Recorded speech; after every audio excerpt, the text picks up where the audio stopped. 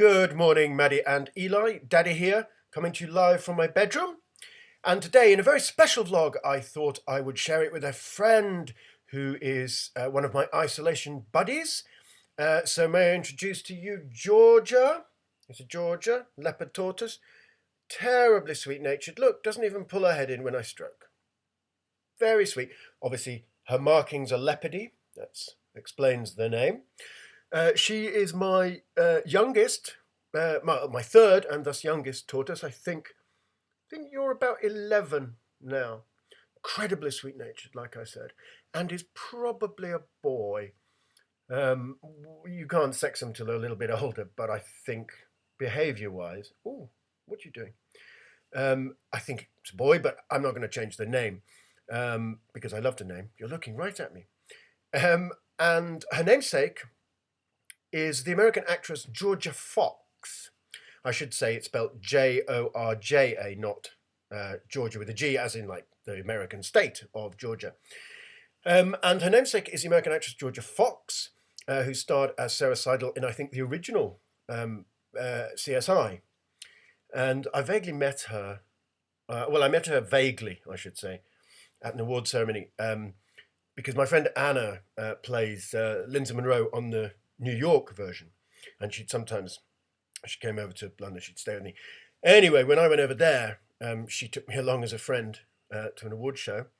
And a thing about Georgia Fox, and the reason why I liked her, is that she didn't go along with all this Hollywood or TV nonsense. She would turn up to premieres, with sweat stains and unshaven armpits, and hair, wind-ruffled hair, and I thought that was marvellous. I thought that was a lovely thing to do. So yeah, she's named after Georgia Fox. And when I went to my reptile breeder the very first time to get the third tortoise, I should say I got tortoises originally. Emily was my first, and I'll introduce you to Emily, who I think is also a boy, tomorrow. But yeah, I first got them because this is long before I had you guys, of course. So I wanted some responsibility in my life. And and when I was diagnosed with cancer, I wanted a pet because I had no children at the time. I wanted a pet that would outlive me, which seems a little morbid, but it wasn't. It was actually very sweet.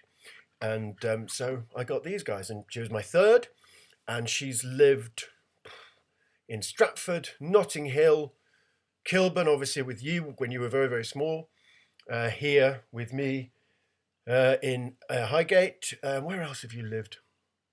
I think that might be all. But anyway, quite well travelled for a tort. So yes, when I first got her, and she requires an advanced reptile license because she's quite a rare, endangered and high-domed tortoise. The others are much flatter than that. I went to the reptile breeder, and I was looking through all the torts and just kind of fell head over heels for this one. But anyway, before I chose, I was looking through all these tortoises, and I turned around, and the guy who runs it said, "Could you give us a hand, mate? Got a bit of a problem." I said, "What is it?" He said, "This," and pointed down. And it was literally, it was a yellow snake that was like enormously fat and long. And there were three guys there, and they couldn't carry it to this glass vivarium, I think they're called. So I had to pick up this enormous, and they're bloody heavy as well, these massive snakes, and carry this massive snake to its new home in the reptile breeders. And that was a bit unnerving because I'd never carried a massive snake. But anyway, yeah, so Georgie, she once in Stratford was accidentally left out in the garden overnight, and she got bitten by a fox. You can't really see it now because we took care of her and put iodine, and we went to the vets and all that. But if you look on her underside of the carapace, you might see a little discoloration there. That's one of the teeth of the fox, and the other one I think is there. It's a minute little crack. I don't know if you can see. It's completely healed now, but I think that's where the fox's jaws were around her. So yeah, smells lovely, all foresty. Anyway, yeah, another little funny story about Georgia. When she was small, I obviously tried to give them all a very, very varied and interesting diet, and you have lots of plants and things, exotic things to play with. But yes, I once bought some dates from it was Tesco or Waitrose or something, and they're quite sticky. It was my one mistake I've ever made with food for them. And so I put these dates in their pen. They've had about five different pens now, which have obviously got bigger and bigger with each one. Her current one is 90 inches by 90 by 90. So yeah, you've got a nice little playground. Yes, so she started tucking into these dates. Absolutely loved them, didn't you?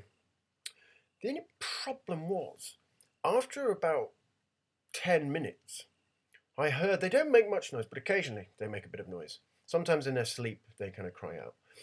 But after about 10 minutes after I'd put these dates in, I heard this kind of. So I went over, and because she was only small, she was about that size, tiny little thing she was, the dates had glued her jaws together. So she was literally trying to eat it, going, couldn't open them. So I had to get a little cotton bud thing, Q-tip we used to call them, and wet it and slowly get these dates out. And then she could eat again. So no more dates for you, indeed. So yes, Georgie saying hello to Maddie and Eli, and Emily tomorrow. Daddy loves you always. Mwah.